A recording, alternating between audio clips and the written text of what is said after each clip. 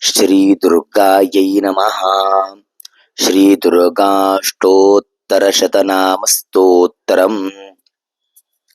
ईश्वर उवाच शतनाम प्रवक्ष्यामि शृणुष्व कमलानने। यस्य प्रसादमात्रेण दुर्गा प्रीता भवेत् सती। ॐ सती साध्वी भवप्रीता भवानी भवमोचनी। आर्या दुर्गा जया चाद्या त्रिनेत्रा शूलधारिणी। पिनाकधारिणी चित्रा चण्डघण्टा महातपाः।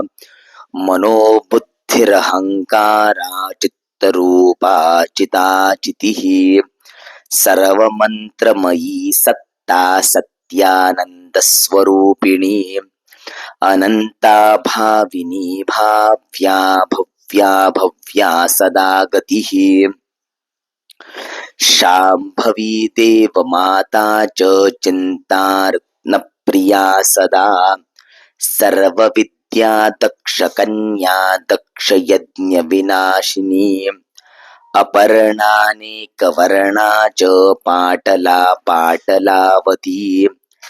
पट्टाम्बरपरिधाना कलमञ्जीररञ्जिनी। अमेयविक्रमा क्रूरा सुन्दरी सुरसुन्दरी। वनदुर्गा च मातङ्गी मतङ्गमुनिपूजिता। ब्राह्मी माहेश्वरी चैन्द्री कौमारी वैष्णवी तथा। चामुण्डा चैव वाराही लक्ष्मीश्च पुरुषाकृतिः। विमलोत्कर्षिणी ज्ञाना क्रिया नित्या च बुद्धिदा। बहुला बहुलप्रेमा सर्ववाहनवाहना। निशुम्भशुम्भहननी महिषासुरमर्दिनी। मधुकैटभहन्त्री च चण्डमुण्डविनाशिनी। सर्वासुरविनाशा च सर्वदानवघातिनी।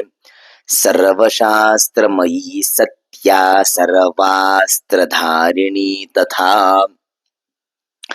अनेकशस्त्रहस्ता च अनेकास्त्रस्य धारिणी।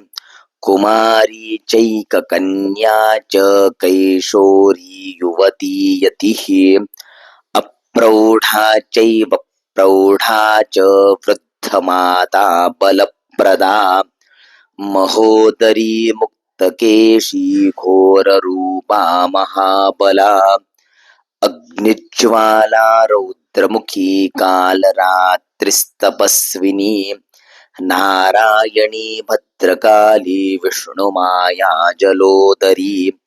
शिवदूती कराली च अनन्ता परमेश्वरी।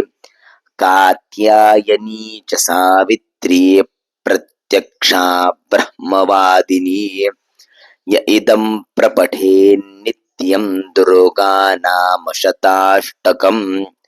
नासाध्यं विद्यते देवि त्रिषु लोकेषु पार्वती। धनं धान्यं सुतं जायां हयं हस्तिनमेव च। चतुर्वर्गं तथा चान्ते लभेन् मुक्तिं च शाश्वतीम्। कुमारीं पूजयित्वा तु ध्यात्वा देवीं सुरेश्वरीं। पूजयेत् परया भक्त्या पठेन्नाम शताष्टकम्। तस्य सिद्धिर्भवेत् देवी सर्वैः सुरवरैरपि। राजानो दासतां यान्ति राज्यश्रियमवाप्नुयात्। गोरोचनालक्तकुङ्कुमेन सिन्दूरकर्पूरमधुत्रयेण।